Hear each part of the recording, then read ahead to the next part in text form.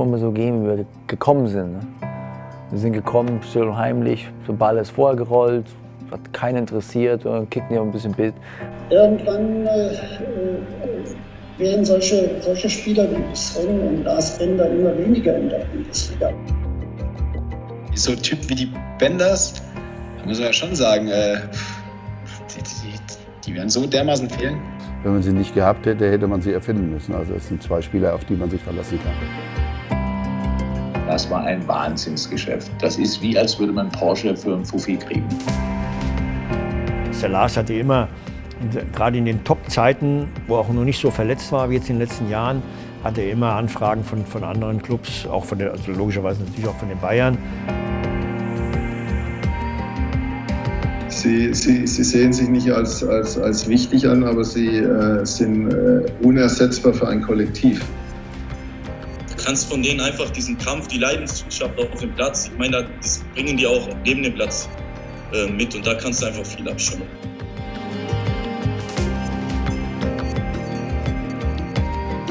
Heute wird ja viel über Mentalität auch gesprochen von einzelnen Spielern in der Mannschaft. Also wenn man darüber spricht, muss man auf jeden Fall beide Benders irgendwie erwähnen. Neben dem Platz sind es einfach zwei, die sich auch mit dem Leben beschäftigen, aber auseinandersetzen, die interessiert sind und deswegen man auch abseits des Fußballs mit denen immer interessante Gesprächsthemen findet.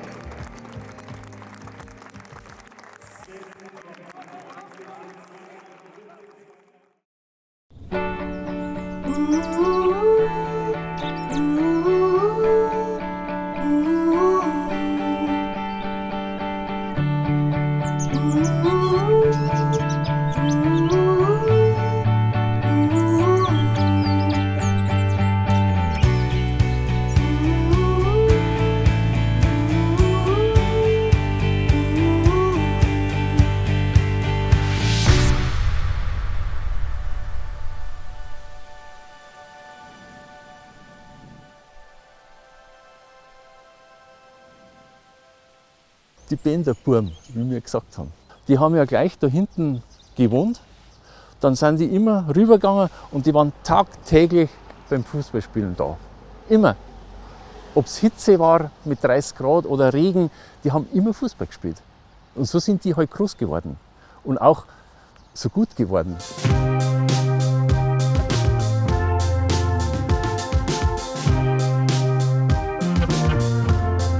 Das war ja, da ist um 8 oder halb 8 die Schule losgegangen. Die Schule ist da in Ortsmitte.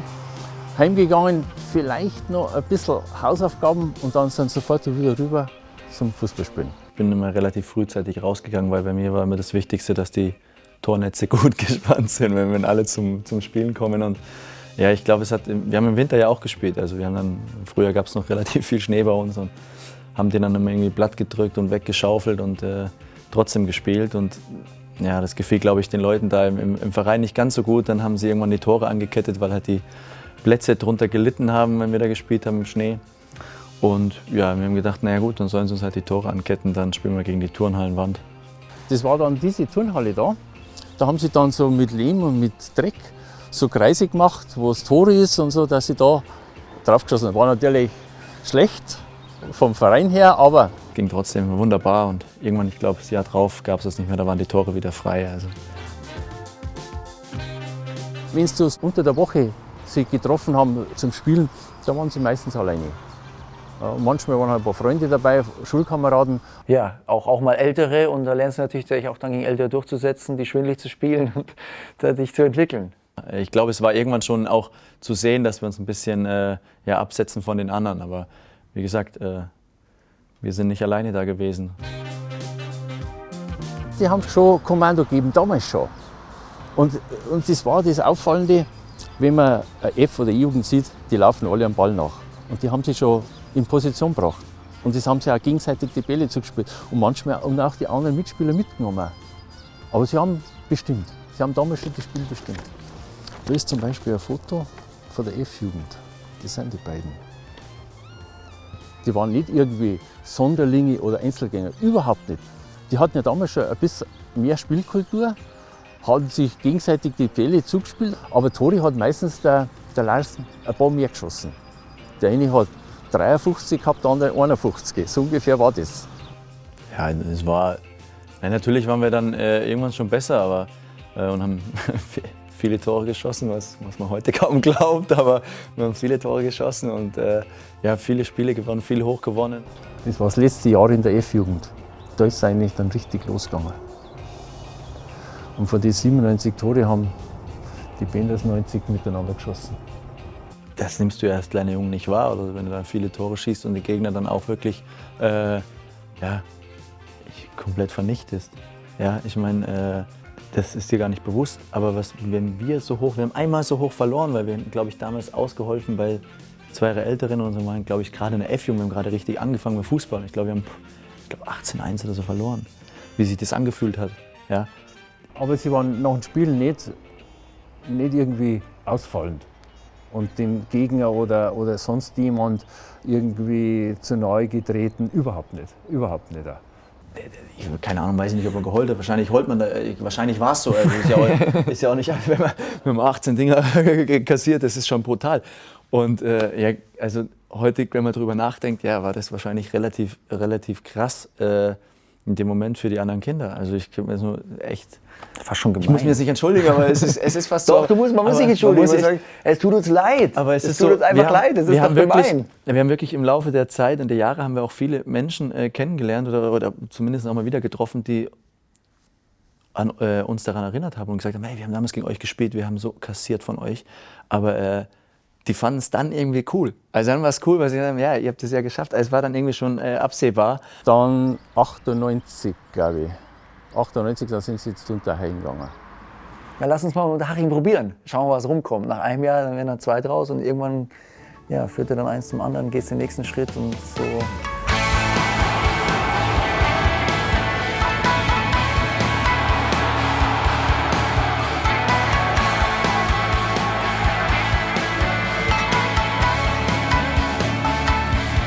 Wir hatten ja die beiden Jungs schon in der Sichtung und im Blickfeld und auch im Kontakt, bevor die nach Unterhaching gewechselt sind, wo sie noch in ihren Heimatverein waren. Sagt, sobald sie ein bisschen älter sind, das war dann nach der U13, wollen wir sie natürlich auch zu uns holen. Wir hatten ja dann irgendwann, hat sich das entwickelt, dass wir eben auch dieses Ziel hatten, Profis zu werden. Und entsprechend gehst du den Weg, du versuchst es. In dem Jahrgang von den beiden Jungs haben wir 6, 7 Spieler, denen wir zutrauen, dass sie auf alle Fälle den Sprung im Profibereich schaffen. Und Sven und Lars waren dann natürlich beide auch ganz hoch angesiedelt in dem Ranking.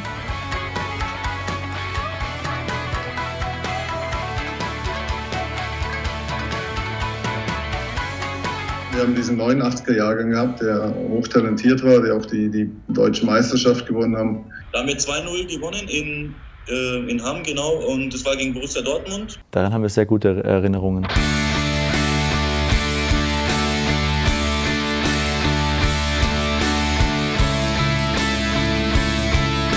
Wirklich tolles Spiel gemacht und Dortmund so gut wie gar keine Chance gehabt, sind gar nicht richtig rausgekommen, so dominant gespielt.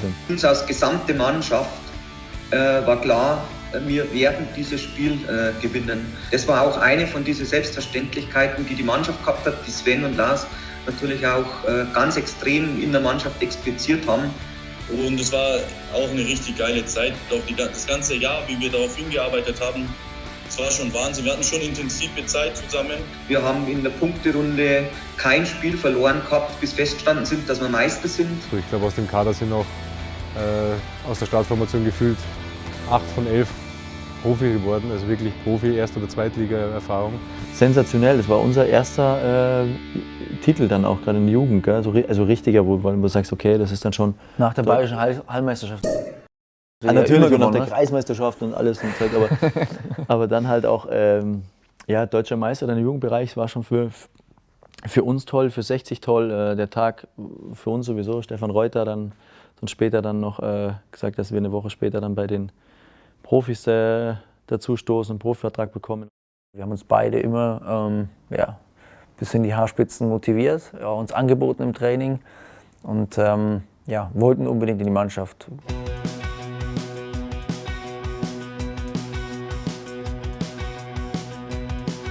2006 vom Nachwuchs eigentlich sind sie ja nach oben emporgestiegen, ne, zu der Kampfmannschaft.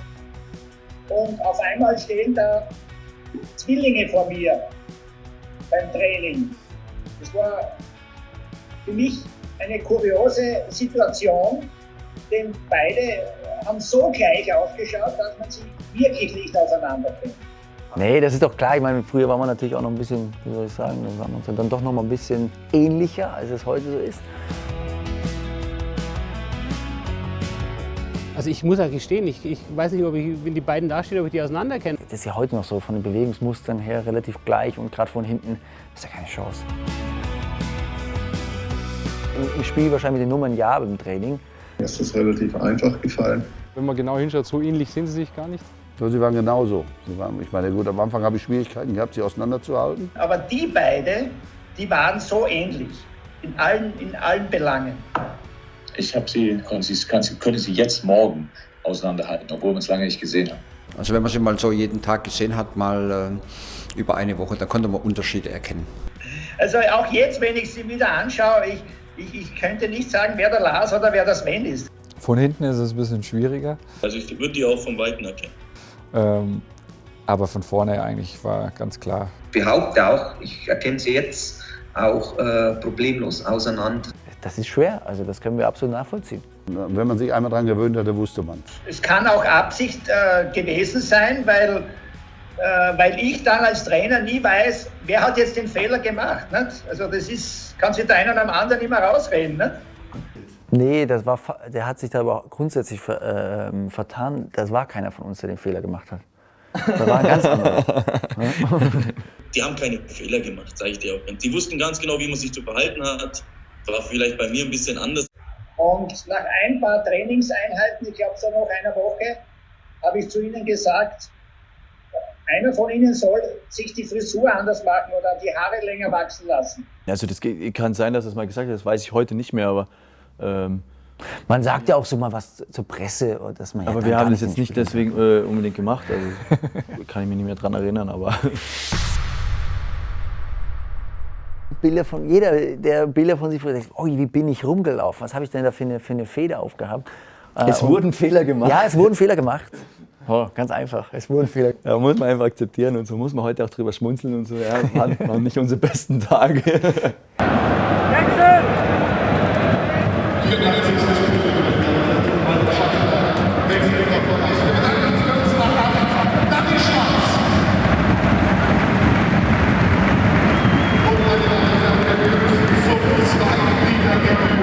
Ich weiß nicht, ob das aufgefallen ist. Ich habe ja den ersten Ballkontakt schon vor meiner Einwechslung gehabt. Ne?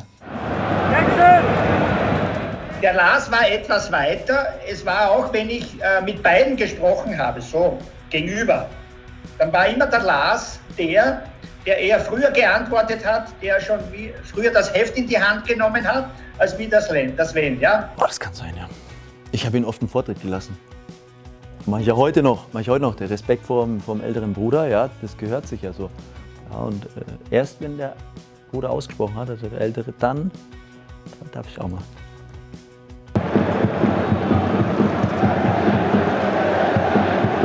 Sag ich einmal einfach gesagt, scheiß dich nichts, spiel was du kannst, trau dir was zu, wir sehen, du wirst deinen Weg machen. Auf diese Art habe ich sie sicher beraten. Ein bisschen mehr war da noch dabei, ja. Vielleicht hat er auch 10-mal Scheiß die nicht eingesagt, ich weiß es nicht. Zu seinem ersten Einsatz für die Löwen mit Nummer 17, Sven!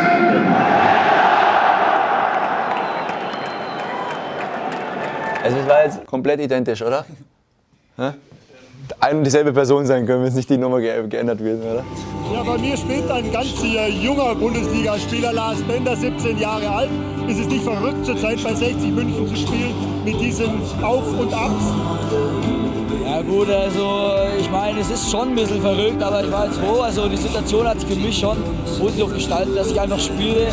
Und ich bin einfach stolz, dass ich jetzt hier mitspielen darf. Und ich denke, ich habe einen Teil dazu beigetragen, dass wir heute den hervorragenden Sieg eingefahren haben. Und das heißt.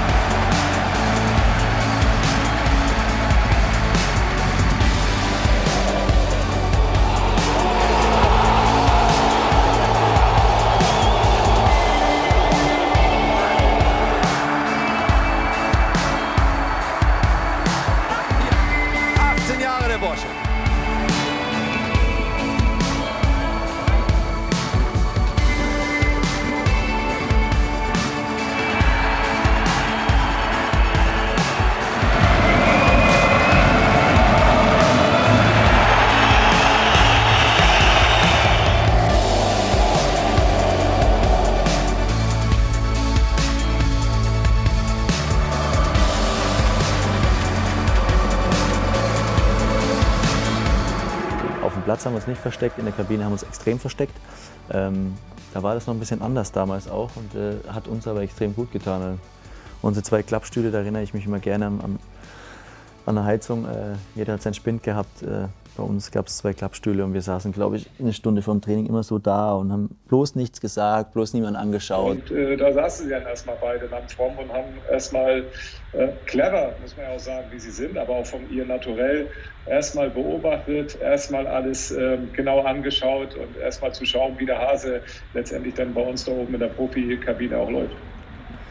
Da wusstest du nicht, soll ich jetzt Guten Morgen oder Tschüss sagen? Also du hast immer so ein bisschen das ablesen wollen am Körper, an der Körperhaltung. Ist das jetzt gerade in Ordnung, wenn ich jetzt Guten Morgen sage? Und ja, das war es dann auch schon. Den Rest hast du dich eigentlich erstmal nicht beteiligt. Das sind Gespräche unter Erwachsenen gefühlt, unter gestandenen Profis. Und da bist du halt irgendwie noch so, ja, der Lehrling.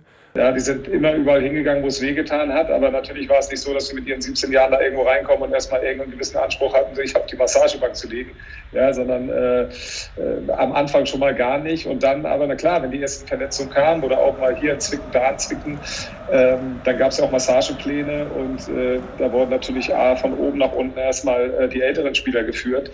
Und wenn dann eben auch die Youngster mal auf der Massagebank saßen oder lagen vielmehr, dann gab es aber auch nochmal den einen oder anderen Spruch. Aber wir haben uns nicht beschwert, denn es war für uns außergewöhnlich, dass da hier so das frisch gebügelte Trainingsgewand lag und ja, da waren unsere Nummern drauf. Das hat uns gereicht. Das war, da nimmst du wirklich so Kleinigkeiten, ziehst du dich halt hoch und sagst, das ist gigantisch hier.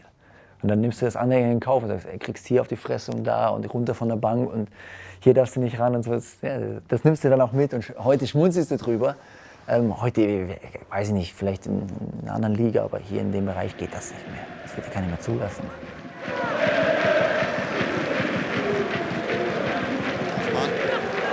Möglichkeit für Bender! Und das ist das 5. Und da freuen sie sich, die Zwillinge. Lars und Sven und Marco Kurz. Einer der großen Fürsprecher der jungen Garde. Sie wussten schon immer, was sie wollen und waren schon sehr erwachsen in dem Alter.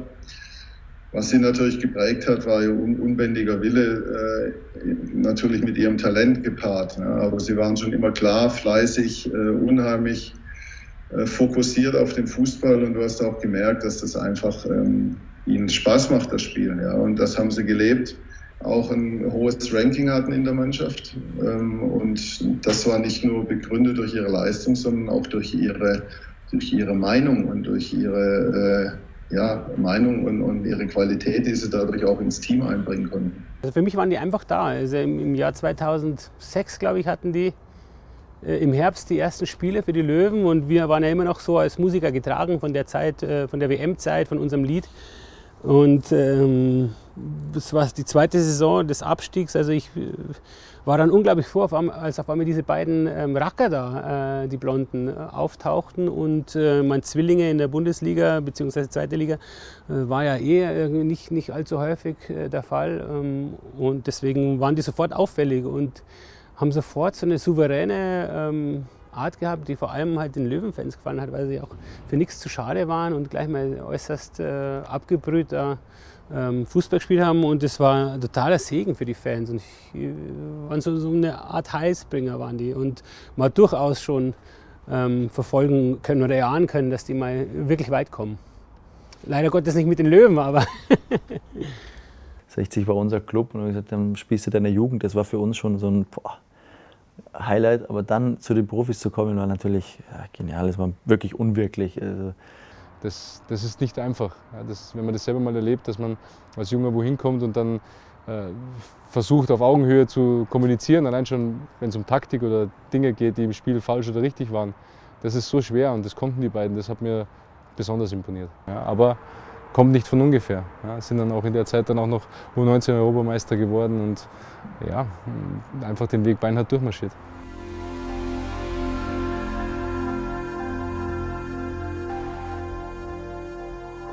Und beide, wie sie das Turnier gespielt haben. Ich denke, wenn man das Finale alleine sieht, auch, wir haben, glaube ich, im Finale, es war, glaube ich, nicht mal 20 Minuten gespielt, dann haben wir den Platzverweis gekriegt. und haben das Finale zu Ende gespielt mit 10 Leuten, haben zu dem Zeitpunkt schon 1-0 geführt und haben es nachher hinten ganz auf Nummer sicher nach Hause gespielt. Also, und da hatten sie einen riesen Anteil dran. Ich habe ein schönes Tor gesehen da im Finale. Ich war gar nicht so weit weg von dem Schützen. Ja, schönes Ding gemacht. Schöne Kirsche da oben reingehauen. Sehr ansprechende Leistung. Lars Bender, Gebhardt. Lars Bender, Abschluss. Lars Bender! Traumtor!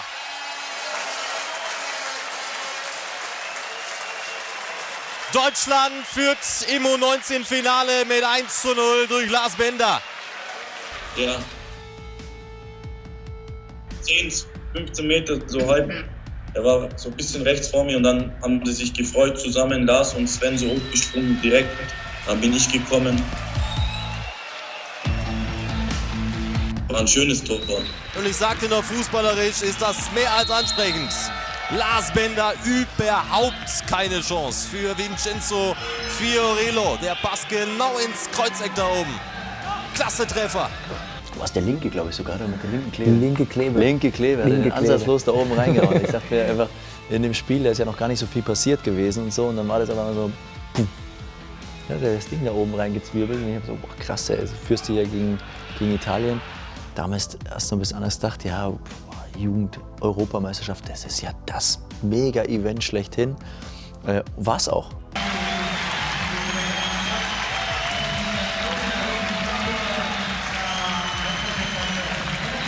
Deutschland, der Nachfolger von Spanien in diesem Jahrgang. Sie haben es sich verdient. Das ist der ganze Tross. Und jetzt gibt es keine Halten mehr. Das wird eine Party geben. Heute. Ja, du bist der Europameister. Also ich meine, uns wurde im Vorfeld gesagt von vielen Leuten im DFB, dass wir nur Europameister werden können und das auch werden müssen. Und wenn wir es nicht werden, dann sind wir 2 schuld. Und dann haben wir gesagt, okay. Ja, und das hat sich damals, wir sind natürlich rausgegangen und haben gesagt, okay, krass, ey, überlegt mal, kleine Kinder, 18 Jahre alt und sagen, ihr seid ja schuld, wenn es nichts wird. Das kannten wir aber. Das war uns nicht neu. Wir haben das von klein auf so gehabt. Unser Vater hat uns das so beigebracht. Wenn wir gewonnen haben, haben die ganze Mannschaft gewonnen. Wenn wir verloren haben, haben wir 2 schuld. Dadurch konnten wir damit umgehen. Deutschland feiert den Europameistertitel. Und ist ja dann bei der U19 dann auch gut gegangen. Also ich glaube, dass das, was man erwartet hat von der Mannschaft, dass wir eine gute Mannschaft haben, hat die Mannschaft dann erfüllt. Tolle Leistung, klasse, Chapeau, auch an Horst Hrubesch. Ich habe es ja eigentlich immer so gehalten, dass ich immer mehrere Spieler gehabt habe. Die beiden waren sicherlich jetzt, die sich ein bisschen hervorgetan haben in jeder Form in dieser Richtung. Hat er so unfassbare Fähigkeiten gehabt in der Teamzusammenstellung. Da haben wir vorher gedacht, da waren 5 Chaoten drin. Wie kann man denn Chaoten, so viele Chaoten? Der hat genau gewusst, ich brauche die Chaoten, ich brauche die sortieren die Chaoten, die fahren alles an, die entscheiden das Spiel, zusammen entscheiden sie das Turnier. Am Ende des Tages hast du immer wieder gesehen, haben sie für irgendetwas gestanden. Sie haben sich dann also willig da auch hingestellt und haben dann gemeinsam diese Sachen vertreten. Sie haben auch gemeinsam Spieler mitgenommen. Ich denke an Naki Gebhardt zum Beispiel, die sicherlich in der U19 nicht leicht zu führen waren, wo sie einen riesen Anteil gehabt haben, dass die da wirklich funktioniert haben. Ja, also da muss ich dem Horst Hrubesch und dem Benders natürlich dann auch recht geben. Es war oft so, gerade bei Lehrgängen, waren wir ja oft in schönen Städten oder vielleicht auch im Ausland und dann, ich denke, der ist euch auch bekannt, Dennis Naki noch, der hat auch bei euch in der Jugend gespielt. Wir waren zusammen im Zimmer und hatten halt oft dann noch nächtliche Spaziergänge, sage ich jetzt mal. Und das war auch eine ganz lustige Story, die erzähle ich jetzt einfach. Ich und der Dennis Naki waren draußen. Dennis Naki hat aber eigentlich um 22 Uhr noch eine Massage gehabt, die hat er verpasst. Natürlich kam dann raus, dass wir nicht mehr auf dem Zimmer sind. Dann natürlich die Jungs, Sven und Lars, uns angerufen, hey, so und so sieht's aus. Und wir, verrückt wie wir früher waren, passt schon, der kriegt doch eh nichts mit, der Trainer, und das passt schon. Morgen gibt man wieder Gas im Training. Und dann war es halt so, dass der Horst Hrubesch mit dem Co-Trainer Nürnberg dann um 3 Uhr, 4 Uhr nachts dann vor meiner Tür saß, und Dennis Naki seiner Tür, also im Hotel, und hat uns einfach nur angeschaut, wie aus dem Aufzug gekommen, schauen ihn so an, hat nichts gesagt. Am nächsten Tag haben wir gedacht, boah, was ist los, jetzt gibt es richtig Ärger. Nein, es war eine ganze Versammlung dann, Mannschaftsversammlung, und dann haben die Benders Ärger bekommen und der Kapitän damals, Florian Jungwirth. Warum? Sie sind dafür zuständig, dass solche Verrückten, ich sage jetzt nicht mehr, solche Verrückten wie ich und der Dennis Naki, auf solche müsst ihr auch aufpassen. Weil die gewinnen uns auch die Spiele dann am Ende da vorne drin. Und ja, dann haben die Ärger bekommen, wir nicht. Und wir haben natürlich gelacht, geschmunzelt und die natürlich haben uns angeschaut und gedacht, was ist hier los? Aber ja, die denken sich natürlich, die sind doch rausgegangen, was sollen wir machen? Das war eigentlich ganz cool und der Horst Rubisch, das ist einfach einer, der denkt bei allen mit, egal was er sagt. Und das war seine Taktik. Und natürlich hat er uns dafür gebracht, hat es uns auch gesagt. Er hat dann gesagt, ihr müsst die einfangen. Ihr müsst die einfangen. Wenn das eine Reihe tanzen, ihr müsst die einfangen. Ganz klar. Und das war eigentlich auch ihre Stärke, dass sie also immer im Sinne der Mannschaft gedacht haben und im Sinne des Teams gearbeitet haben.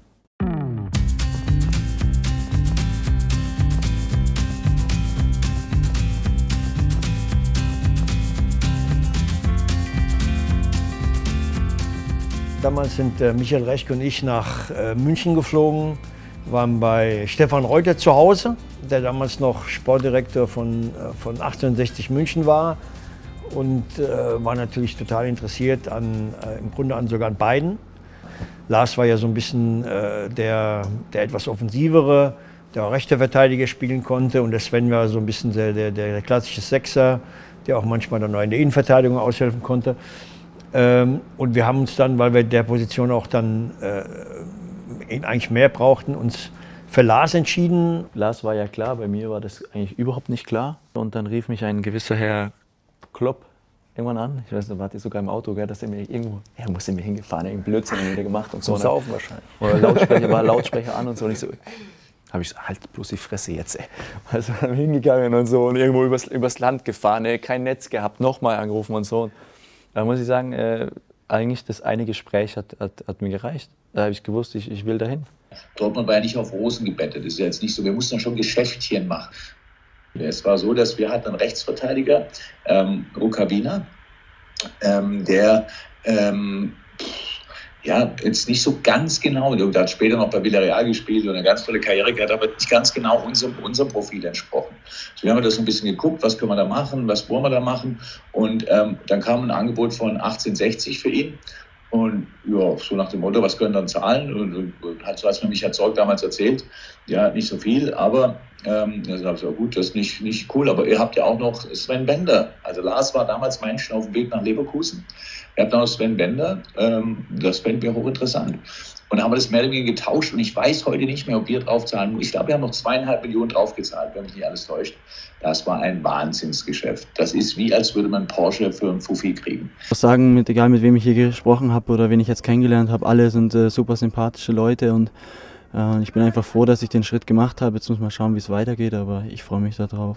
Lars Bender ist in Leverkusen angekommen. Der 20-jährige Mittelfeldspieler wechselt mit sofortiger Wirkung vom Zweitligisten TSV 1860 München zu Bayern 04. Der U19-Europameister freut sich auf seinen neuen Arbeitsplatz. Ja, natürlich bin ich erleichtert. Bin auch sehr, sehr glücklich, dass es jetzt noch geklappt hat.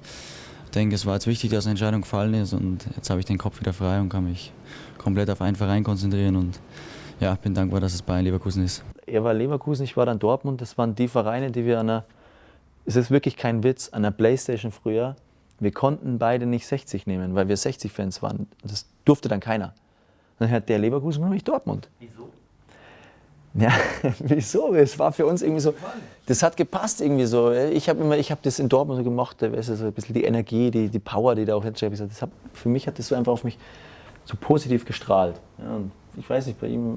Ja, also, klar, so 2000, 2002, so in diesen Jahren hat sich das halt dann so entwickelt. War also eine super attraktive Mannschaft. Das ist super geilen Fußball gespielt, kam sympathisch rüber. Ich glaube, das waren noch Jahre, wo glaube ich wahrscheinlich immer jeder gesagt hat, ich bin zwar Fan von denen, aber als zweite Mannschaft, so sehe ich Leverkusen, weil die so sympathisch rüberkommen. Das passt. Und ja, so als Kind war das irgendwie, das war genau die Zeit, wo die einfach geilen Fußball gespielt haben. Und dann nimmst du das halt so mit und kannst so halbwegs klar denken. Was war das, 11, 12, 13? Und dann ja, das waren ja auch die interessantesten Mannschaften. Ich meine, da gab es halt Bayern noch, aber das war mit das 60 einfach nicht möglich. Und von daher waren das die Mannschaften, die haben uns angezogen. das hat wirklich richtig gut funktioniert. Und vom ersten Tag an war das eine ganz tolle Geschichte. Klar mussten wir uns alle ein bisschen aneinander gewöhnen. So Fußballstil, technisch, was wollen wir, was müssen wir machen. Es war eine Mannschaft, die ja sehr, sehr jung zusammengestellt war. Dementsprechend mit ein paar sehr, sehr guten, erfahrenen Eckpfeilern. Aber es war ja eine Phase des Umbruchs, soweit ich mich erinnere. Das Durchschnittsalter damals war 24, als wir das erste Mal Meister geworden sind. Aber nur weil Roman und wahrscheinlich Ovo und Keli den Schnitt kaputt gemacht haben. Ja, weil ansonsten waren es ja fast nur Kinder, die da gekickt haben. Und das heißt, es war einfach außergewöhnlich, dass man das war für mich auch eine wichtige Lehre, dass man sowas versuchen kann, ohne irgendwie die Voraussetzungen dafür haben zu müssen. Einfach, dass man sich die Voraussetzungen nach und nach erarbeiten kann und dann einfach dranbleiben.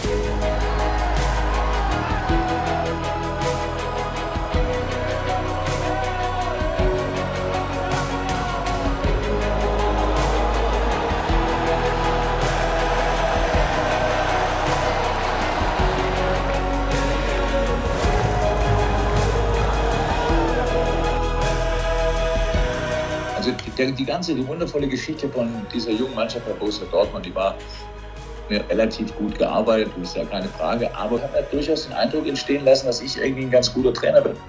Und dafür bin ich den Jungs wirklich dankbar. Aber ich weiß natürlich auch, was ich da vom Glück hatte, mit so Granaten zusammenzuarbeiten. Und mit Granaten meine ich jetzt gar nicht so sehr das Fußballerische, das gehört dazu.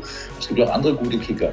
Aber meine Jungs waren einfach bereit, sich auf so eine ganz besondere Geschichte einzulassen. Sie waren mutig genug, es ganz jung schon zu probieren. Einer davon war eben Manni. Und das macht er ganz, ganz stark. Ganz, ganz stark.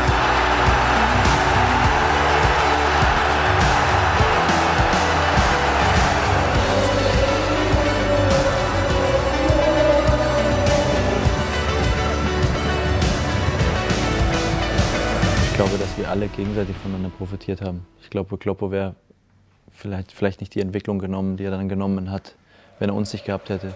Ich persönlich, ohne Kloppo wäre wahrscheinlich niemand geworden. Ja, wir anderen und die anderen Spieler das Gleiche. Wir hätten alleine nie diese Titel geholt, diese Spiele gemacht, die wir gemacht haben. Ich glaube, dieser Verbund, diese Gemeinschaft, die wir hatten, dieses Zusammensein, das war das, was das am Ende ausgemacht hat. Und ich glaube, da hat jeder von profitiert und jeder konnte in dem Verbund, den wir hatten, auch glänzen. Und deswegen, glaube ich, hat er ja auch ein paar Jahre dort eben auf der 6 sicherlich zu den besten Spielern auf der Position gezählt.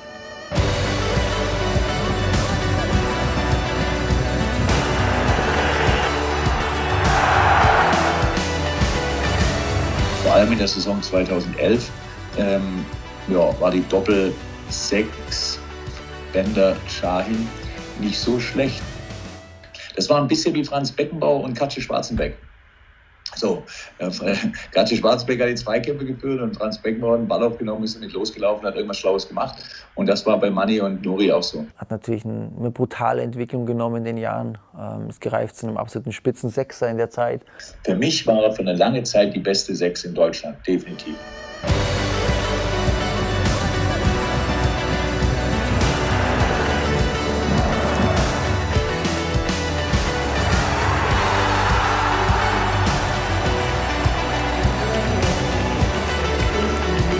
Dieses aufopferungsvolle, kämpfende bis zur letzten Minute gibt es ja viele Beispiele. Am besten natürlich die Szene im gelb-schwarzen Trikot vom Sven, als er den Robbenschuss auf der Linie von der wegkratzt.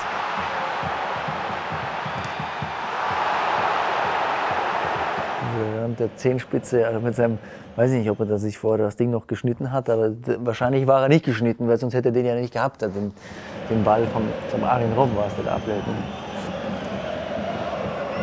Für mich tatsächlich, ich glaube, es war Halbfinale, der Moment, warum ihr ins Finale gekommen seid und warum ihr letztlich dann, glaube ich, auch den Titel geholt habt. Und letztlich war die Auszeichnung ja schon die, in solchen Vereinen Fuß zu fassen, sich dort zu entwickeln und so, ja, Stammspieler zu sein und dann irgendwann zu Führungsspielern heranzureifen. Das ist, glaube ich, auch schon Auszeichnung genug.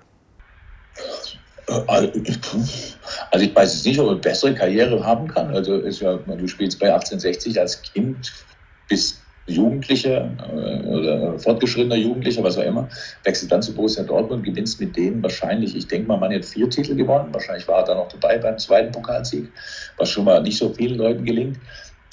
Geht zu Bayer Leverkusen, im anderen Top-Verein der Bundesliga, ist ja alles gut. So, wäre Nationalspieler geworden, konstant, das weiß ich nicht, ob das dann an Verletzungen lag oder an den anderen Jungs, die auf der Position gespielt haben. Das weiß ich ehrlich gesagt gar nicht mehr, aber ist für mich auch nicht so wichtig. Ich weiß, dass Manni mit seiner Karriere zufrieden ist und ich wäre es an seiner Stelle auch. Ich glaube, wenn du zurückschaust, dann, bevor habt ihr gefragt, als kleine Junge, was man denkt bei der Bundesliga, ich glaube, das ist so im Fernsehen, irgendwie, damals hieß es noch RAN, was wir angeschaut haben und so, und die Atmosphäre, die Zuschauer, alles drum und dran und fallen Tore, dann denkst du, boah, einmal in so einem Stadion irgendwie auflaufen, die Chance haben, mal vielleicht selber ein Tor zu schießen oder mal ein Bundesligaspiel zu machen. Da hast du ja noch gar nicht dran gedacht an Champions League-Spiele oder an ein Länderspiel oder irgendwas. Oder. Und dann siehst du am Ende der Saison mit den Jungs da mit der Schale stehen und denkst, boah, Wahnsinn, ey. Super, das sind ja die Besten, das sind ja Götter. Ja.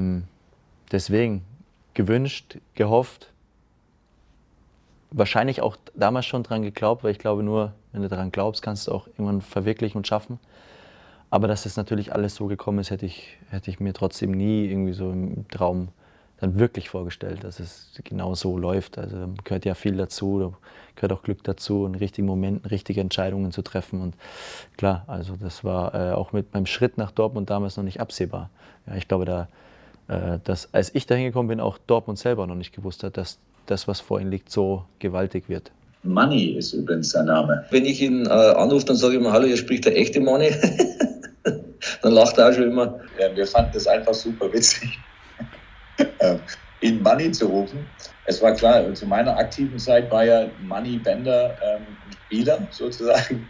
Also der einzige Bender, den ich kannte, bevor dann Sven ankam. Sagen wir mal so, für mich war es natürlich super, ja, weil ich hatte dann schon eine Zeit lang schon aufgehört mit dem aktiven Fußball und dadurch bin ich natürlich immer wieder auch im Rampenlicht geblieben, weil mich natürlich auch sehr viele gefragt haben, ob das meine Söhne sind. Also wie oft mich jemand gefragt hat, also das geht, glaube ich, schon in die Tausende. Und so, und dann habe ich irgendwann mal nach ein paar Jahren ein gemeinsames Interview gegeben in der Loge bei Dortmund damals. Ich glaube, es wurde auch Zeit, damit man jedem wirklich auch sagt, okay, es ist definitiv nicht unser Vater. Ein guter Blitzgedanke vom Kloppo. So, und was auch witzig war, 2011, war ja unser großer Konkurrent, war der ihr, mit Bayer Leverkusen. Wir haben uns dann doch noch abgehängt, Novakovic sei Dank. Und das ist auf der Meisterfeier abends. Ich meine nicht direkt, ich meine, wir haben ja 2 Spiele vor Schlussmeister geworden, aber auf der offiziellen Meisterfeier stand auf einmal Lars Bender neben mir. Um einfach zu zeigen, wie eng die beiden sind offensichtlich. Ich bin mir sicher, wenn Leverkusen Meister geworden wäre, dann wäre Manni auch dahin gefahren und hätte da mal nur kurz ein Glas mitgenommen. Das waren immer irgendwie auch Titel für mich, nicht weil ich jetzt die gewonnen habe in erster Linie, sondern weil ich mich dann als Bruder damit gefreut habe, das ist ein Titel für die Familie. Also da habe ich mich dann wahrscheinlich genauso gefühlt wie unsere Schwestern, unsere Mutter, unser Vater. Und was viele nicht wissen, ich glaube, der Sven hat mit Dortmund die Meisterschaft gewonnen. Und ich bin ja seit 2005, habe ich ja eine Wohnung in Italien, in Lignano. Und wer kommt nach der Meisterschaft dort eigentlich am Hauptplatz dort vorbei? Die Bender-Zwillinge. Und das habe ich gesehen und da haben wir uns umarmt. Das war nach dem Meistertitel wahrscheinlich, haben sie gefeiert. Und das war eine Riesenfreude für sie und für mich, dass wir uns nach einigen Jahren wieder gesehen haben. Ja, da haben wir gedacht, da gehst du dahin, wo keiner sein kann. Da kennt dich eigentlich keiner, ey. Ja, und dann liefert er uns immer über den Weg. Ja, was heißt die Meisterschaft haben? Ich weiß nicht, ob wir den Meisterschaft haben. Wir haben einfach nur am jährlichen großen TSV Brandenburg-Boccia-Turnier teilnehmen wollen. Ja. Das war in Italien. Ein Fußballausflug vom TSV Brandenburg haben wir uns aber mal angeschlossen. Ja, genau. Ja, und an dem Tag sind wir aber eigentlich wirklich nur spazieren gegangen. Da haben wir nichts gemacht, sind wir nur spazieren gegangen, als wir Walter Schachner getroffen haben. Ja, es waren ja nicht nur die Benders, das war eine richtige Schneise hinterher. Ich weiß nicht, wer da alles mit war, viele Freunde. Die sind da durch die Straßen gezogen. Sie haben es merken lassen, dass Dortmund Meister war. Ja, genau. Der hatte dich gezogen, der hat schon fast aggressiv reagiert. Wer zieht ihn denn da?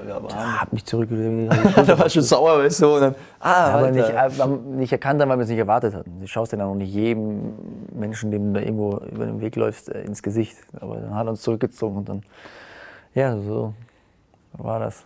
Ja. Ein paar Sätze ausgetauscht und das war doch in Ordnung. Aber so, dann merkt man, so klein die Welt, so klein. Ja.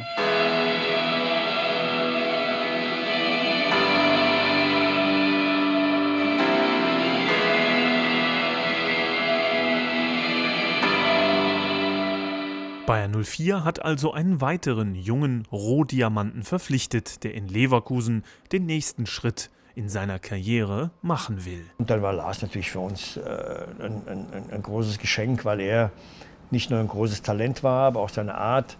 Das hat sich ja noch bewahrheitet, als er dann zu uns gekommen ist, dass er selbst in seinen jungen Jahren schon so ein bisschen, nicht nur durch seine Art und Weise, dass er ein großer Kämpfer war, auch ein guter Fußballer, aber auch ein Führungsspieler, der auch andere mitziehen konnte durch seine Art und Weise. Und ein typischer Trainerspieler war auch. Der Jupp Heynckes hat ihn sofort geliebt. Er verkörperte das, was ich von einem Profi erwarte. Bereitschaft, alles zu geben, professionell sich vorzubereiten, zu trainieren, zu leben. Er wollte immer dazu lernen und er war auch sicher nicht so ein gestandenes Mannsbild wie heute. Da war noch relativ schlaksig unterwegs, sind ja eher so editratigen Typen. Also, so angeschaut, was wiegst du? Weiß ich nicht, ob er das an Gewicht ablesen konnte, ob ich was drauf habe oder nicht. Ich glaube, er hat relativ früh gemerkt, wie zäh ich bin und wie ich da durchgehen kann. Er war ein Teamspieler, wie man ihn sich wünscht. Er war schon selbstbewusst und muss sagen, dass er sich damals wunderbar eingefügt hat. Und auch den Charakter hatte, und den Ehrgeiz, sich weiterzuentwickeln, sich in eine Mannschaft reinzukämpfen, an sich zu arbeiten.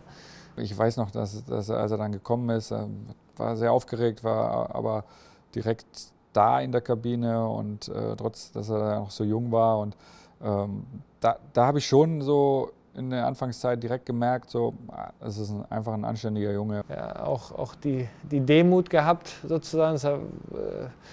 Er wusste dass er sich auch noch verbessern muss. Und das hat er getan. Und deswegen war das an sich die Entwicklung nicht überraschend, die er jetzt hier genommen hat.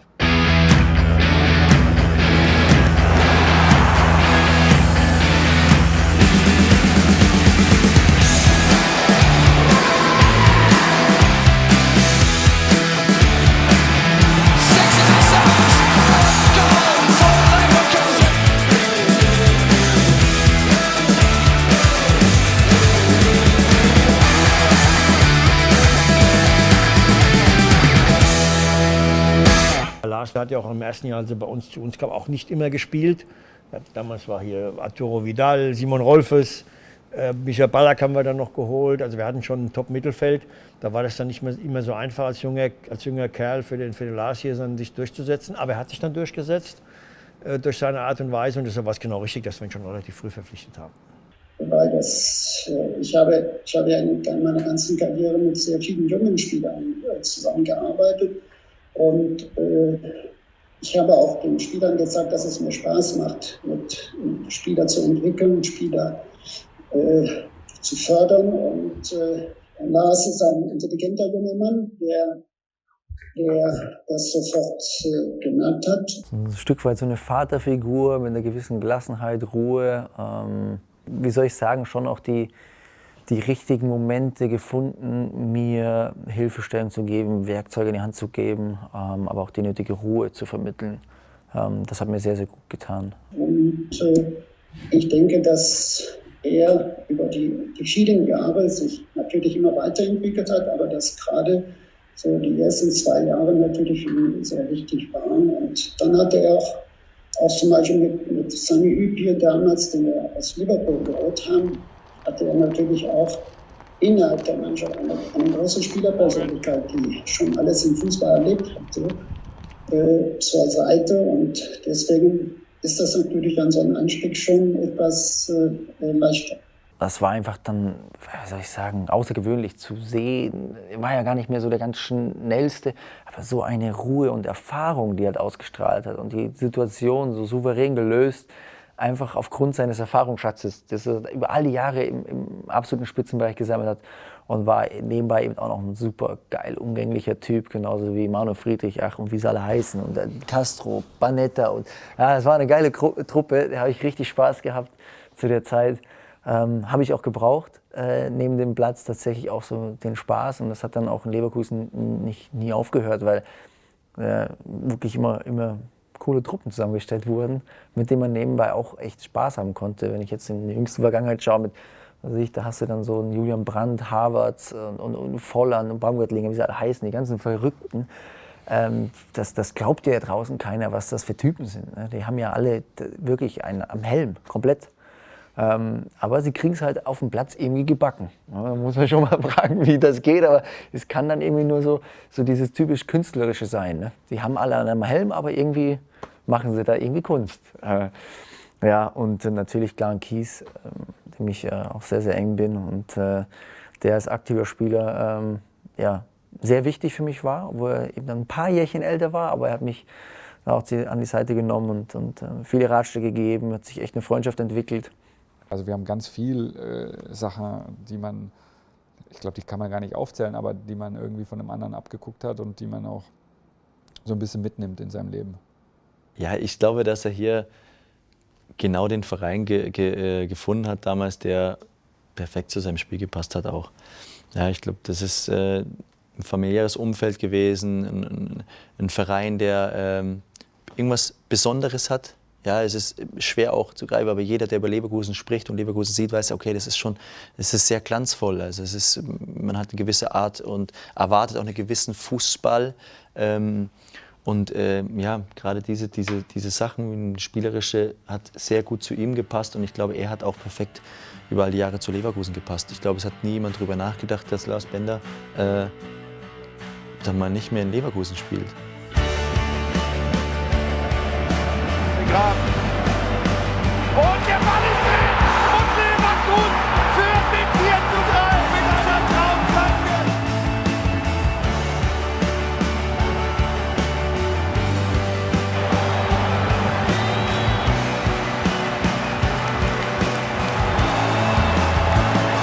Lars Bender, the captain!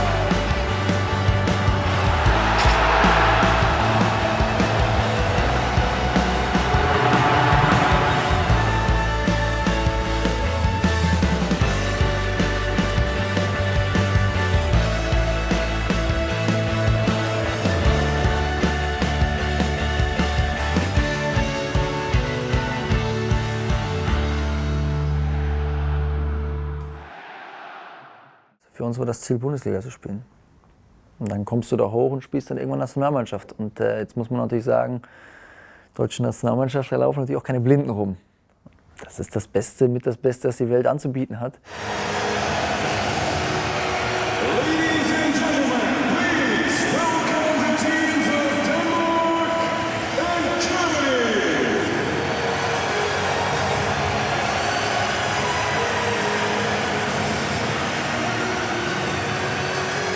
Beide sind ja so von ihrer Spielerpersönlichkeit, von ihrem Spielertyp relativ ähnlich. Beide konnten in der Abwehr verschiedene Positionen irgendwie spielen und dann haben wir uns für den Lars entschieden. Vielleicht zum damaligen Zeitpunkt aus dem Grund, weil der Lars vielleicht auch so ein bisschen offensiver noch ausgerichtet war als Sven. Das sind Entscheidungen, die werden dann auch getroffen. Und die muss man dann auch akzeptieren. Und da bin ich dann auch nicht sauer drüber. Natürlich kann man enttäuscht sein, dass man nicht war, aber ich bin nicht sauer darüber, weil man muss auch andere Seiten verstehen. Das sind dann so und so viele Spieler. Und ich muss aus denen auswählen. Ja, und ich sage halt, okay, ich brauche den. Und ich brauche den.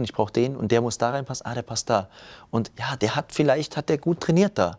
Vielleicht hat er das gut gemacht und eine gute Saison. Aber vielleicht passt der jetzt gerade gar nicht so ganz da rein, wo ich den bräuchte, was das für ein Spielertyp ist.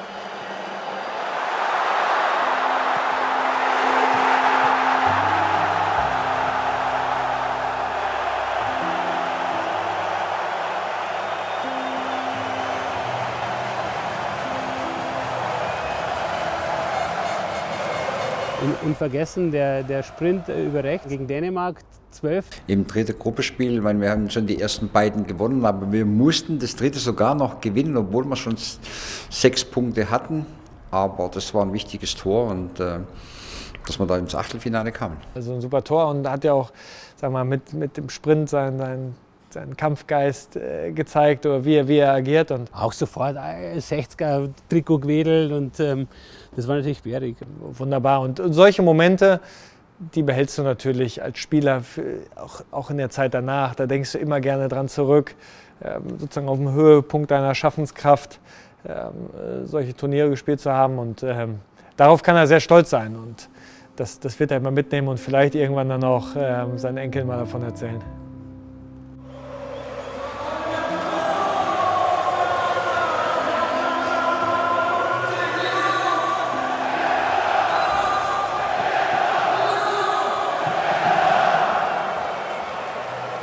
Ich glaube, ein paar Spiele mehr wären es geworden, wenn ich mich nicht dann in diesen Jahren verletzt hätte. Bin aber deswegen überhaupt nicht unglücklich. Sondern wenn du das Ziel setzt, dann irgendwann Nationalspieler zu sein, dann geht es dir um ein Spiel. Weil du damit Nationalspieler bist. Ich hätte mich sehr darüber gefreut, eine WM zu spielen, mich sehr darüber gefreut, mehr Spiele zu machen.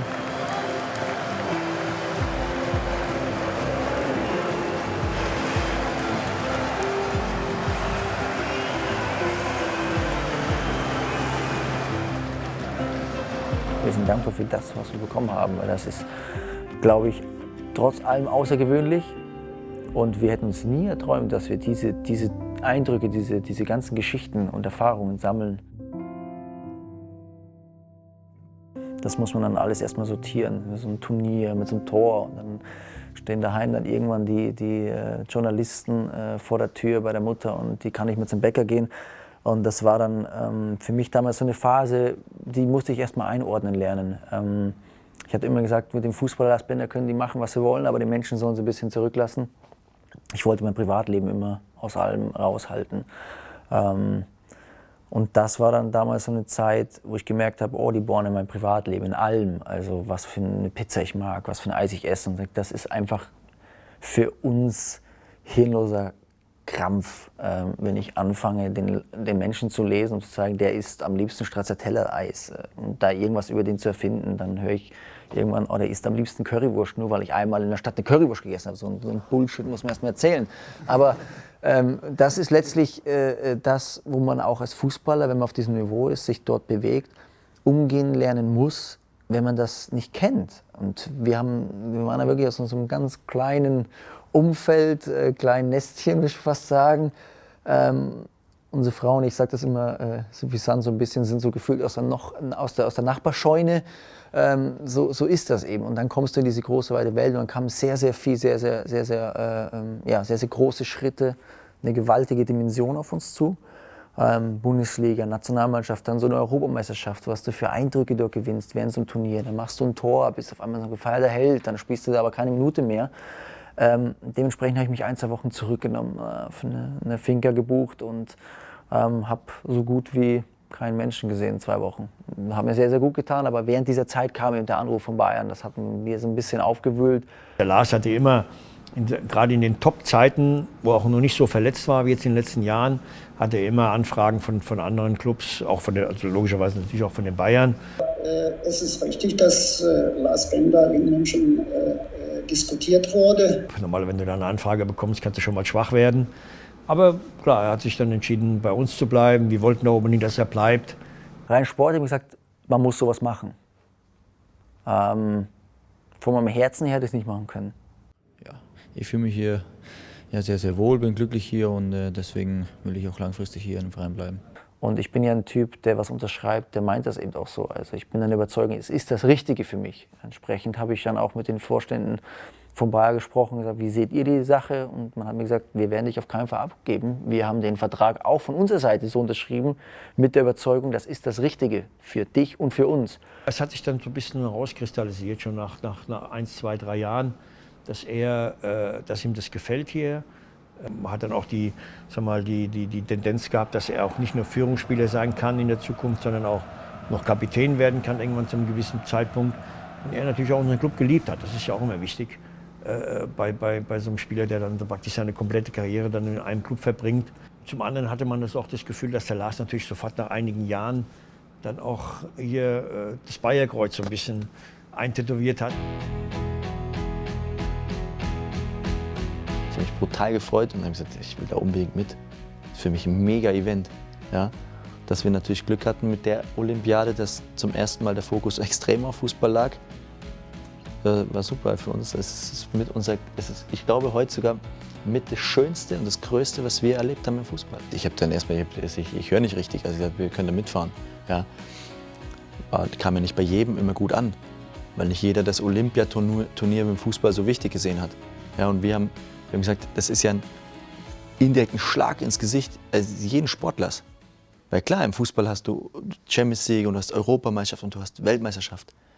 Aber du hast gerade bei den anderen Sportarten, ist Olympia das Allergrößte. Ich weiß nicht, ob ich mit meinem Bruder so nochmal irgendwann eine Gelegenheit bekommen würde, mit ihm zusammenzuwirken, mit ihm zusammenzuspielen. Deswegen, jetzt haben wir uns die Chance irgendwo gegeben, die wollten wir natürlich nutzen. Sie haben bei mir schon eine entscheidende Rolle gespielt vorher in den Jugendnationalmannschaften, U19, wo wir Europameister geworden sind. Und nein, ich wusste ja genau, was ich da für 2 eingeladen habe. Und ich denke mal, um es einfach zu sagen, wenn man sie nicht gehabt hätte, hätte man sie erfinden müssen. Also das sind 2 Spieler, auf die man sich verlassen kann. Und deswegen war es für mich also von vornherein klar, das waren die ersten Gesetzten, die ich hatte.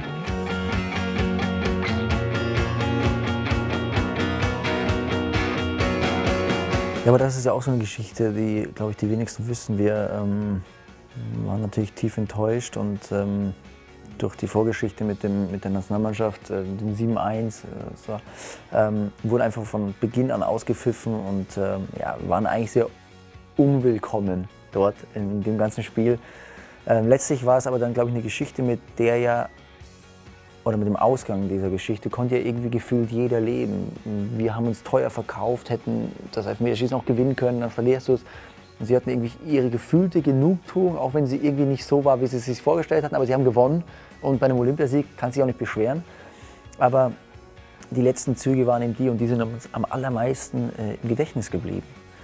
Wir wollten den Platz verlassen und die Fans hatten eben immer noch gepfiffen. Und der Horst Hrubesch hat uns zurückgewunken und gesagt, ihr geht jetzt einmal durchs Stadion und applaudiert.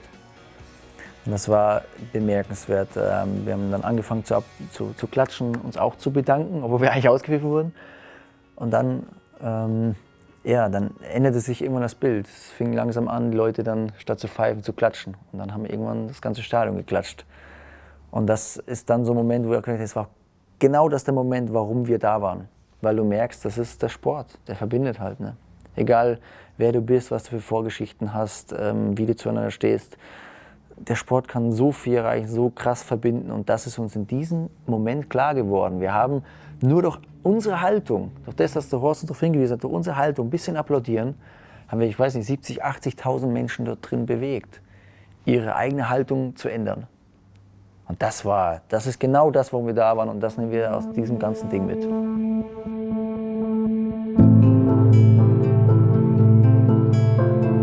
Man hat immer gesagt, ja, ihr seid zugleich, ihr müsst euch trennen. Wir haben das so angenommen. Wir haben das für den Moment oder für die Phase damals auch verstanden. Das hat uns, glaube ich, auch gut getan. Ob das dann so gleich war, dass es nicht zusammen funktioniert hätte, weiß ich nicht. Wir hatten dann den Moment während der Olympiade, wo wir gesagt haben, so, jetzt probieren wir das mal zusammen. Wir schwimmen mal die Olympiade durch, schauen mal, wie es zusammen funktioniert und haben gesehen, oh, das geht eigentlich auch ganz gut.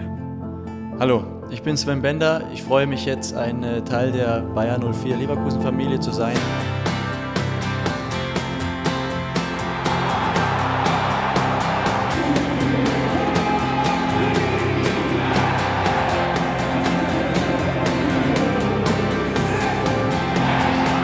Es ist ja auch wichtig heutzutage, dass du auch in der Kabine eine gewisse Leidenschaft zeigst, eine gewisse Stimmung, dass du die Leute mitreißt und das haben beide gehabt. Da ist dann immer schwer für Lars, was natürlich in den letzten Jahren schwierig, weil er halt sehr oft verletzt war und selbst mit sich selbst zu kämpfen gehabt. Deshalb kann ich es auch nachvollziehen, dass er jetzt irgendwann sagt, er hat die Schnauze voll auf Deutsch gesagt, weil er zu oft verletzt war. Ja, das sind ja beide sehr bissige Spieler, sehr aggressive Spieler, aber unwahrscheinlich fair. Und Das geht natürlich an die Substanz. Da wird der Körper, der wird dann nicht frischer und jünger. Die haben ja auch schon mindestens 13, wenn nicht 14 Jahre Karriere in Beinen. Dass die beiden das nicht unnötig oder künstlich verlängern, wundert mich ehrlich gesagt nicht. Dahin gehen, wo es weh tut, das ist einfach auch, das ist nicht nur ein Floskel, sondern das ist tatsächlich am Platz so. Und ja, das leben die beiden auch. Und deswegen tut es halt ab und zu mal mehr weh.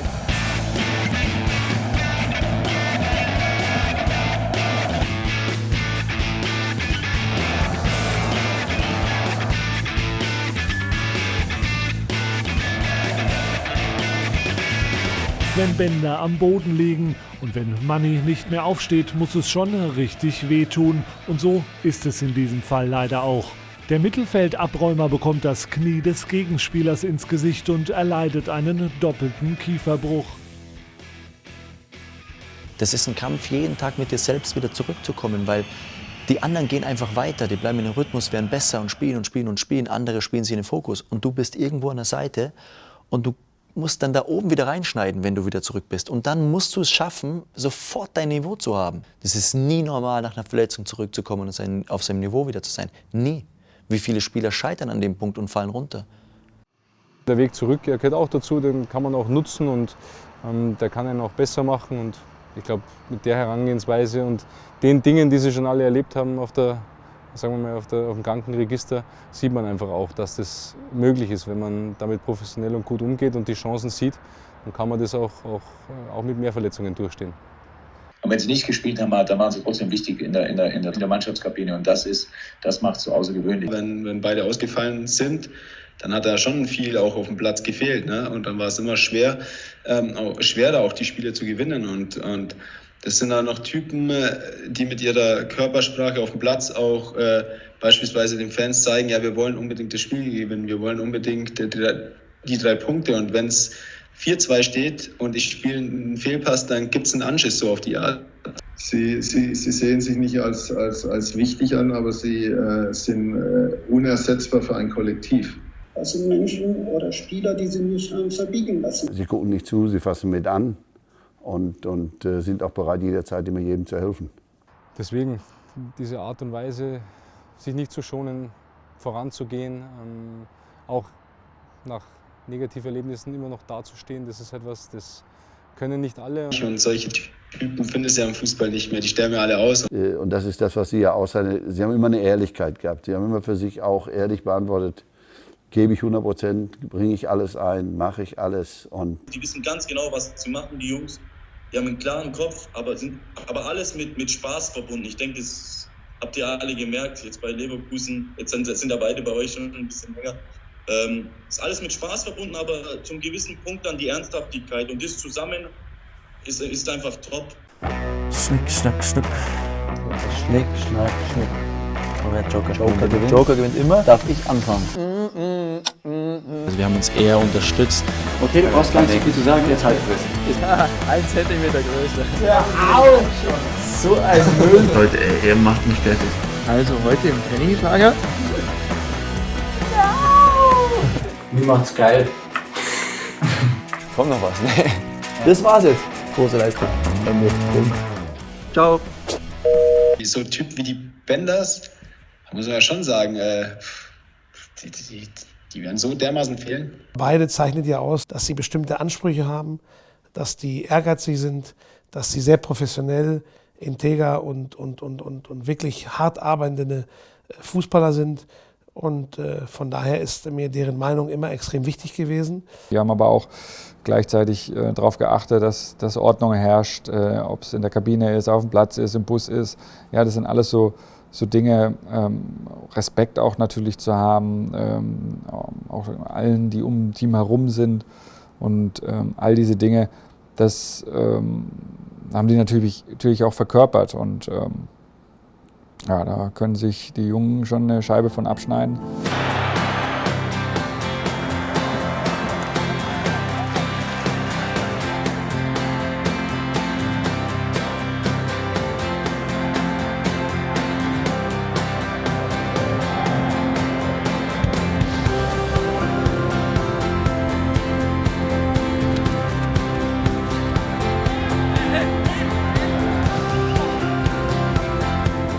erstmal ist ja Lars Kapitän gewesen, von daher schon allein aus der Kapitänsschaft ein besonderer Ansprechpartner.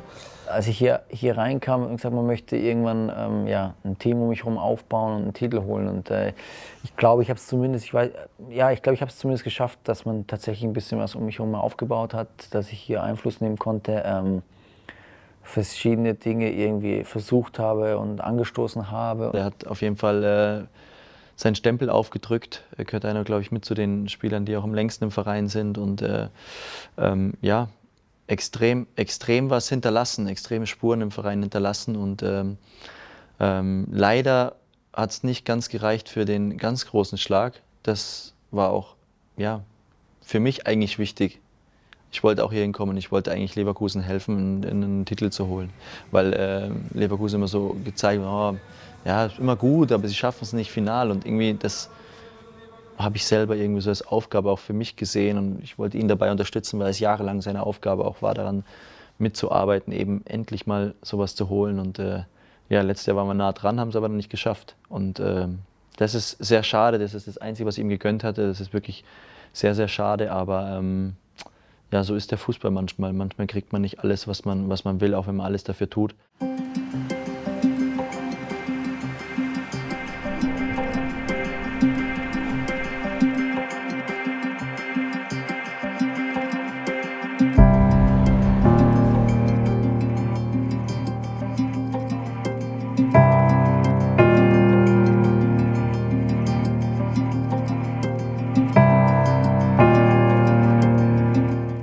Bemerkenswerte Zeit, also 12 Jahre, das hätte ich mir nie vorstellen können. Wenn ich als Kind darüber nachgedacht hätte, ich gesagt, ja, ich habe jetzt für meine beiden Vereine gespielt, meine Lieblingsvereine, in denen ich mich als Kind gesehen habe. Jetzt so in der Nachbetrachtung bin ich sehr stolz, sehr froh, dass ich so lange auch in Leverkusen war. Sicherlich meine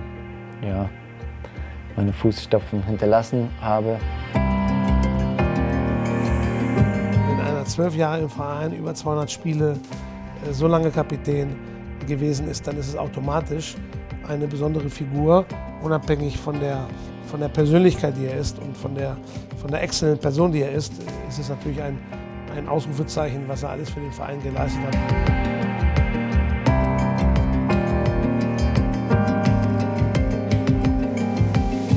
Das ist eigentlich der klassische Wermutstropfen, den ich habe, weil die beiden und vor allem der Lars hier für uns hätte das eigentlich verdient gehabt, vor großem Publikum verabschiedet zu werden.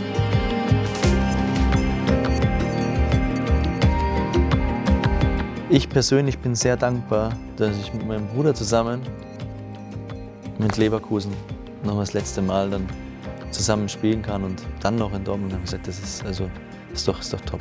Also das schließt doch dann eigentlich das alles super ab.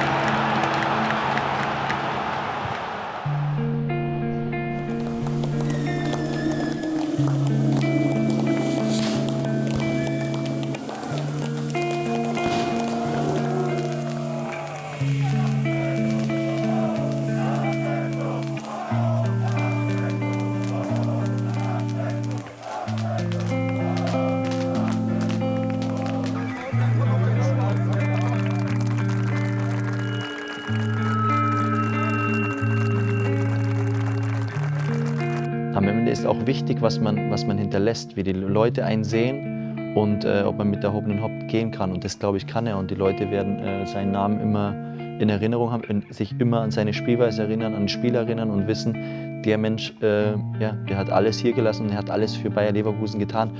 Wir spielen alle irgendwie auch, um irgendwas zu hinterlassen. Es geht so schnell, dann sind die Nächsten da. Aber an ein paar Leute erinnert man sich und ich glaube, an ihn kann man sich schon erinnern.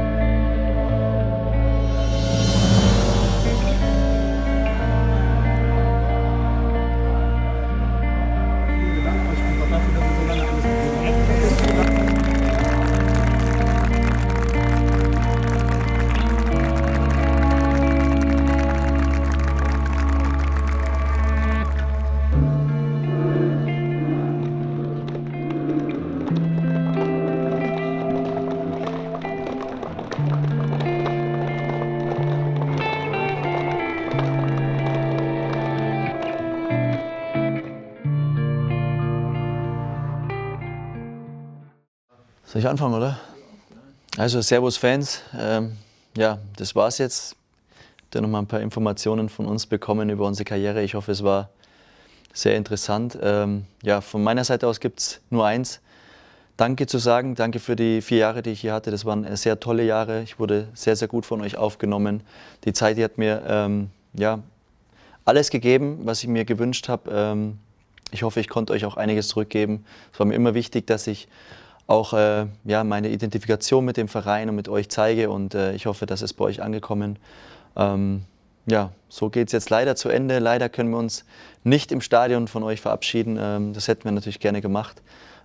Trotzdem behalte ich das hier immer in guter Erinnerung. Ich hoffe, ihr behaltet uns in guter Erinnerung und wir werden uns wiedersehen. Bis dahin, Servus. Ja, liebe Bayern 04 Familie, sage ich mal, geht ein langer Weg zu Ende. War eine sensationelle Zeit.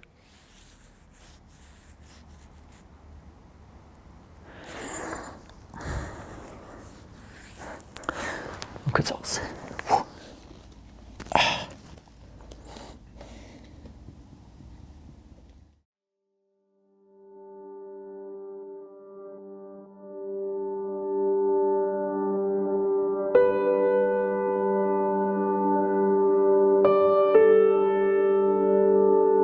Also liebe Bayern 04 Familie, es tut mir sehr weh, aber klar, irgendwann muss man sich verabschieden, aber ihr wisst ja, niemals geht man so ganz. Ich möchte natürlich immer mit dem Verein verbunden bleiben, habe hier tolle Jahre erlebt, super viele klasse Menschen kennenlernen dürfen, sind tolle Verbindungen entstanden. Ja, emotional war es ja bis unter die Decke angespannt in vielen Momenten, so viele Dinge erlebt und erfahren,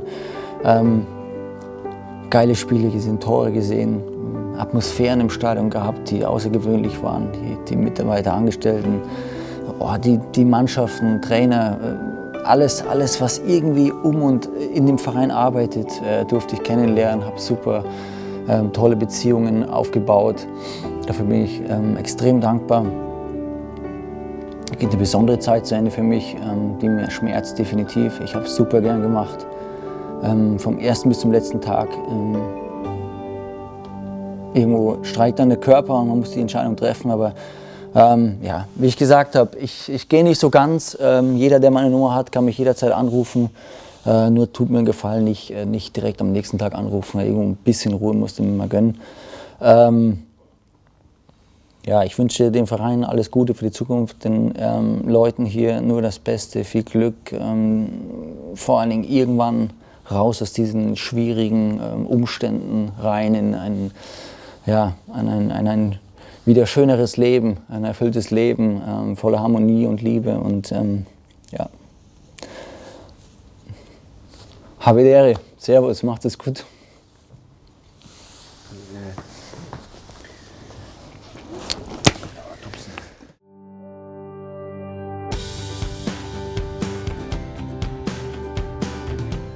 Also wir haben ja immer zur Wiesenzeit, wir Sportfreunde Stiller, auf der Empore in einem bestimmten Zelt einen Wiesentisch gehabt, über Jahre. 1, 2, 3. Genau, das war dann immer so der Anfang vom Ende. 1, 2, 3 Gesuffer. Und wir haben komischerweise, wahrscheinlich Zufall, aber am gleichen Abend den Tisch neben den Löwentischen gehabt. Die Löwen haben da halt immer gefeiert. Am Tisch nebenan waren wir mit 2 Tischen. Löwen 3, 4 Tische. Da haben wir so gar keine Erinnerung mehr. Ich finde es auch nicht korrekt, dass ihr jetzt irgendjemanden gefragt habt und dem habt ihr irgendwelche Sätze vorgelegt. Das ist nicht korrekt, die der danach spricht. Das ist nicht gut. Das kann überhaupt nicht sein. Wir waren doch noch nie im Oktoberfest. Warte mal, müssen wir Play machen. Das gibt's ja gar nicht. Lustig zu sehen, es war natürlich furchtbar für einen der beiden. Ich weiß nicht, wer es war, aber einen haben sie mal wirklich raustragen müssen, weil der nicht mehr gehen konnte. Lars oder Sven, vielleicht waren es sogar beide kurz nacheinander. Aber, beide kurz nacheinander. Wenn man sich vorstellt, die Füße über dem Boden, völlig apathisch, wenn nicht sogar ohnmächtig nach zu viel Bierkonsum und dachte mir, das ist es. Einfach mal hier Zweitliga spielen und sich so wegpressen, dass man aus dem Zelt rausgetragen werden muss. Das ist ein Satz, würde ich sagen. Das hat mir imponiert. Da ging es schon los. Aber hat mir das ist mir niemals passiert. Nein, das ist auch nicht passiert. Ich halte das auch für eine Lüge. Wir haben es immer versucht, wir haben es aber nicht geschafft. Nein, wir haben es nicht geschafft. Das ist das. Also, weiß nicht, wen er da gesehen hat. Also das ist okay, das kann nicht sein. Das kann maximal sein, weil die Gelenke da irgendwie kaputt waren. Aber eigentlich, also nee, ich wurde noch nie, also das weiß ich, nicht, ich wurde noch nie irgendwo rausgetragen. Aber das kann natürlich... Also ich will jetzt sagen, es ist jetzt der Moment, wo wir die Katze aus dem Sack lassen. Also wir haben einen Drillingsbruder. Und der arbeitet im Hackabschor. Ich weiß nicht, aber gut, so halb kann ja... Ja, wahrscheinlich hat er hat das wahrscheinlich schon wieder gar nicht mehr so ganz er hat es vielleicht klar nicht richtig gesehen, erkennen können. Ne?